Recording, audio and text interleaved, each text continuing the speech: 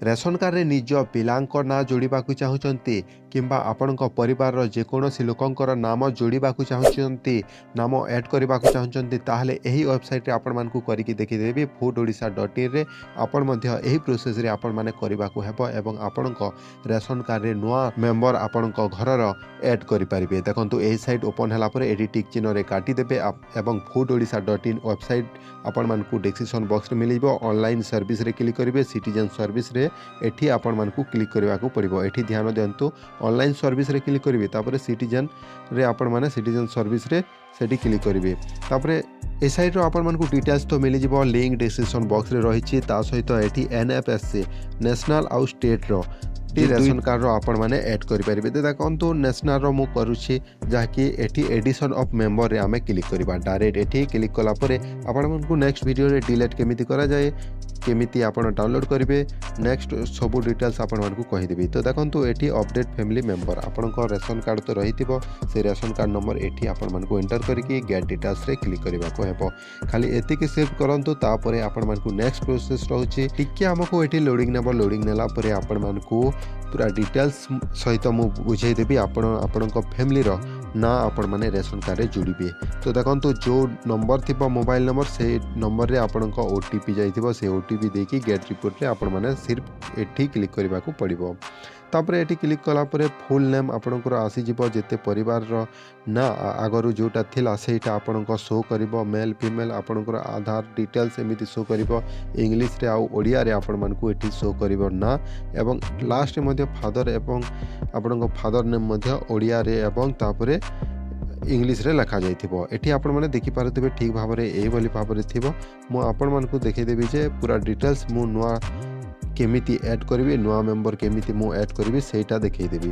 ତ ଦେଖନ୍ତୁ ଏଠି ପ୍ରଥମେ ନାଁ ଲେଖିଦେବାର ଅଛି, ଯାହାର ଯଦି ଆଡ଼୍ କରିବାକୁ ଚାହୁଁଛନ୍ତି ତାର ଫୁଲ୍ ନେମ୍ ଇଂଲିଶରେ ଲେଖିଦେବେ ଉପରେ, ତାପରେ ଓଡ଼ିଆରେ ଲେଖିଦେବେ ସେମ୍ ଏଇଭଳି। ତାପରେ ଆପଣଙ୍କ ପୁଅର କରିବାର ଅଛି, ମାନି ନିଅନ୍ତୁ ଏଠି ଆପଣଙ୍କ ପୁଅର ନାଁ ଦେଇଦେବେ ଉପରେ ଇଂଲିଶ, ତାପରେ ମୁଁ ଓଡ଼ିଆରେ ଏଠି ଲେଖିଦେଲି। ତାପରେ ଏଠି ମେଲ୍ କି ଫିମେଲ୍ ସେଇଟା ଦେବେ, ମୁଁ ଫିମେଲ୍ର ଆଡ଼୍ କରୁଛି ଝିଅର। ତାପରେ ଏଠି ଆପଣ ଡେଟ୍ ଅଫ୍ ବାର୍ଥ ଏଠି କ୍ଲିକ୍ କରିବେ। ଏଠି ଦେଖନ୍ତୁ ସାଇଡ଼୍ରେ ଡେଟ୍ ଅଫ୍ ବାର୍ଥ, ଏ ସାଇଡ଼୍ରେ ମସିହା ଲେଖାଯାଇଛି 2023, ତ ଏଠି ମୁଁ କ୍ଲିକ୍ କରିକି 2016କୁ କ୍ଲିକ୍ କରି ନେଉଛି। ଏଇଭଳି ଭାବରେ ଫିଲ୍ଅପ୍ କରିବେ। ତାପରେ ଆପଣ ମାର୍ଚ୍ଚ କି ଜୁନ୍ ଜୁଲାଇ ଯେଉଁଟା ଅଛି ସେଇଟା, ତାପରେ ଡେଟ୍ ଓକେ କରିକି ଆପଣ ସେଟ୍ କରିବେ। ସେଟ୍ କଲା ପରେ ଆପଣମାନଙ୍କୁ କେମିତି କରିବାକୁ ପଡ଼ିବ ନେକ୍ସଟ ଷ୍ଟେପ୍ ଦେଖନ୍ତୁ। ଏଇଟା ତ ଆମର ମେଲ୍ ଫିମେଲ୍ ନା ଆଡ଼୍ ହେଇଗଲା, ତାପରେ ଆମର ଡେଟ୍ ଅଫ୍ ବାର୍ଥ, ତାପରେ ଏଠି ସିଲେକ୍ଟ କରିକି ଆପଣଙ୍କ ଭାଇ କି ଡଟର କି ସିଷ୍ଟର କି ମଦର କି ଗ୍ରାଣ୍ଡସନ୍ କି ହେଡ଼୍ କିମ୍ବା ହଜବେଣ୍ଡ ଯେକୌଣସି ଆପଣଙ୍କର କାହାର ଯୋଡ଼ିବାର ଅଛି। ଯଦି ଆପଣଙ୍କ ପୁଅ ତାହେଲେ ସନ୍ରେ କ୍ଲିକ୍ କରିବେ, ଯଦି ଆପଣଙ୍କର ଝିଅର ଯୋଡ଼ିବାର ଅଛି ତାହେଲେ ଡଟରରେ କ୍ଲିକ୍ କରିବେ, ଆପଣଙ୍କ ଭଉଣୀର ନାଁରେ ଯଦି କରିବାର ଅଛି ତାହେଲେ ସିଷ୍ଟରରେ ଏଠି କ୍ଲିକ୍ କରିବେ। ସିଲେକ୍ଟ କଲା ପରେ ଏଠି ଆପଣମାନଙ୍କୁ ତ ବାସ୍ ଏତିକି ଗୋଟେ କାମ କରିବାର ଅଛି। ନେକ୍ସଟ ଷ୍ଟେପ୍ରେ ଆପଣମାନେ ଏଠି ଦେବାକୁ ପଡ଼ିବ, এই ବକ୍ସରେ ରହିଛି ଇପିକ୍ ନମ୍ବର, ଏଇଟା ନଦେଲେ ବି ଚଳିବ, ଏଇଟା ଆମର ଦରକାର ନାହିଁ। ତାପରେ ଆଧାର ନମ୍ବର ଅଛି, ଆଧାର ନମ୍ବର ଦେବେ। ଆଧାର ଏନରୋଲମେଣ୍ଟ ନମ୍ବର ଯଦି ନୂଆ କରିଛନ୍ତି ସେଇଟା ଦେବେ। ଆଧାର ନମ୍ବର ଏଠି ଦେଖନ୍ତୁ, ଏଠି ଧ୍ୟାନର ସହିତ ଆଧାର ନମ୍ବର ଇଂଲିଶରେ ଆପଣମାନେ ଟାଇପ୍ କରିବାକୁ ହେବ। ଏମିତି ଟାଇପ୍ କରିବେ ଇଂଲିଶରେ, ତାପରେ ଏଠି ଆପଣମାନଙ୍କର ଫାଦର ନେମ୍, ତାପରେ ଇଂଲିଶ ଆଉ ଓଡ଼ିଆରେ ଲେଖିବେ। ଏତିକି କରିବେ। ଦେଖନ୍ତୁ ଫାଦର ନେମ୍ ଏଠି ଲେଖାଯାଇଛି। ଏଇଭଳି ଭାବରେ ଆମେ ଭରିବା, ଫିଲ୍ଅପ୍ କରିନେବା। ତାପରେ ନେକ୍ସଟ ଷ୍ଟେପ୍ ଆମର ରହୁଛି, ଦେଖନ୍ତୁ ଆଉ ଗୋଟେ କଥା ମନେ ରଖନ୍ତୁ, ଏଠି କ୍ୟାପିଟାଲରେ ହେଇଯାଉଛି, ତ କ୍ୟାପିଟାଲରେ ଲେଖିଲେ ବେଟର୍ ହେବ। ତାପରେ ଇଂଲିଶ ଓଡ଼ିଆରେ ଲେଖିବେ। ତାପରେ ସ୍ପୋର୍ଟସ ନେମ୍ ଆପଣ ଦେଲେ ବି ଚଳିବ, ନଦେଲେ ବି ଚଳିବ, ସେଇଟା ଅପସନାଲ୍ ରହିଛି। ଆପଣଙ୍କର ସ୍ପାଉସ୍ ନେମ୍ ଆପଣ ଏଠି ଲେଖିବେ, ଯେମିତିକି ଇଂଲିଶରେ ଆଉ ଓଡ଼ିଆରେ।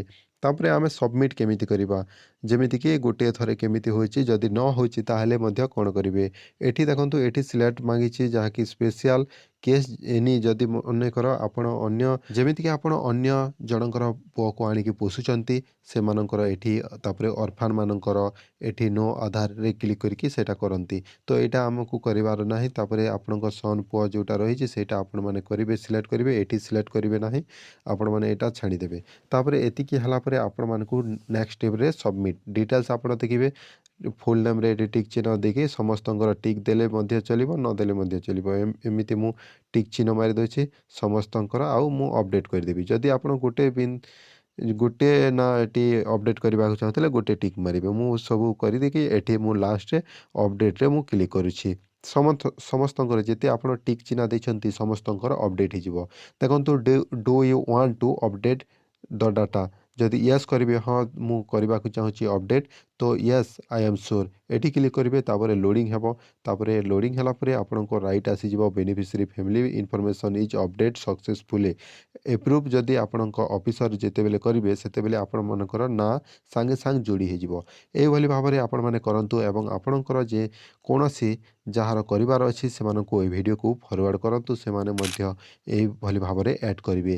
ସେମ୍ ଏହି ପ୍ରୋସେସ୍ରେ କରନ୍ତୁ ଏବଂ ଏହି ଭିଡ଼ିଓ ପ୍ରୋସେସ୍ ଦେଖିକି ଯଦି ଆପଣଙ୍କର ନାଁ ଆଡ଼୍ ହେଉଛି ସକ୍ସେସଫୁଲି ହେଇଯାଉଛି କେତେ ଦିନ ପରେ ତାହେଲେ ଆପଣମାନେ କମେଣ୍ଟ କରିକି କହିବେ ଯଦି ନହେଲେ ମଧ୍ୟ ମୋତେ ଜଣାଇବେ କମେଣ୍ଟ ଡାଉନଲୋଡ଼ କେମିତି କରିବେ ଏହା ରେସନ୍ କାର୍ଡ଼ ଅପଡ଼େଟ୍ ହେଲା ପରେ ତାର ଲିଙ୍କ୍ ମଧ୍ୟ ଡେସ୍କ୍ରିପସନ୍ ବକ୍ସ